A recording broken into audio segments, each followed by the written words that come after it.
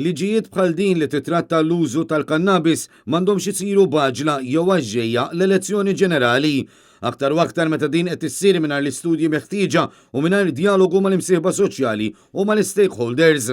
Dan kien il-messaġġ komuni li ħareġ matul laqa li diversi entitajiet kellhom ma' delegazzjoni tal-Partit Nazzjonalista magħmula mill-kelliema l-politika soċjali u l-familja Claudette Buttigieg, mill-kelliema dialogu soċjali Joe Ellis, mill-kelliem għat-tiġdid politiku Claudio Grech u mill-web tal-grupp parlamentari Robert Kutajjar.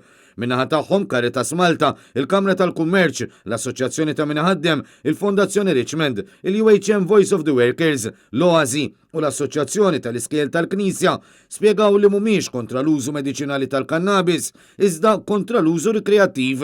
Manet News, id-direttur ta' Caritas Malta Anthony Gatt u l-assistent direttur tal-UHM Mario Sacco esprimew it-tħassib ta' dawk preżenti għall-aġla li qed jaħdem biha l-Gvern. Liġijiet bħal dawn huma liġijiet li ovvjament ħajkollhom impatt soċjali.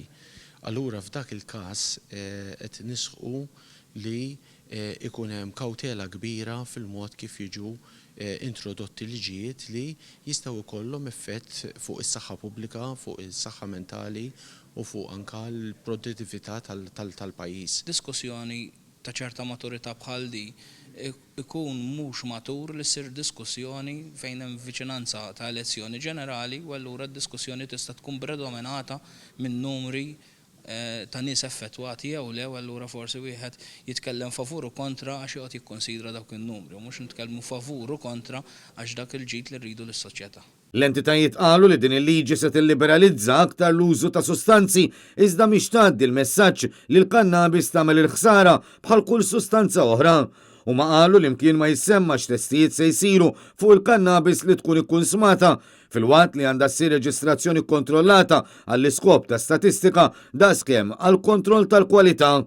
Il-UHM tkellmet b'mod partikolari dwar l-effett għal ħaddiema f'setturi differenti. Testijiet ser ikunu qed isiru fuq l-impjegati u x'inhu permessibbli li jsir, jiġifieri dawn huma affarijiet li għadhom mhux iċċarati. Qegħdin fuq l-għadba ta' diskussjoni biex daw il-miżuri jkunu parti li l-liġi tkun tippermetti u fl-istess waqt imbagħad aħna bħala trade union ħammorru fid-dinja tax-xogħol u xi jsir fid-dinja tax-xogħol mhux ħajkun hemm xejn ċarata. L-entitajiet relatati max-xogħol staqsew min se jkollu raġun skont din il-liġi f'każ li ħaddiem jikkonsma l-kannabis u min ħaddiem ma jaċċettax dan il-fatt.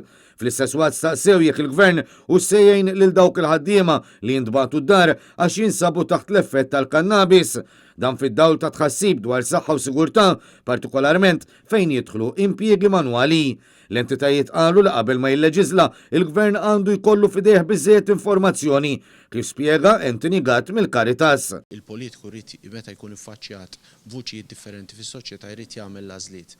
Però ovvjament fid-dawl f'Malta ovvjament hija tendenza li rridu nevitaw li l-affarijiet jiġu politizzati ħalli wieħed ikun jista' jaħseb biħsieb. Minnaħa tagħhom id-deputati tal-Partit Nazzjonalista qalu li l-liġi kif qed jipproponi għall-Gvern tmur kontra kull sens komun u żgur mhijiex fl-interess tal-poplu, partikolarment taż-żgħażagħ u tfal. Fid-dawl ta' dan huma staqsew jekk il-President ta' Malta li hu nnifsu u tabib u se jkun qed jaċċetta li jiffirma l din il-liġi kif inhi meta l-Gvern din saret f'salt priorità leġislattiva.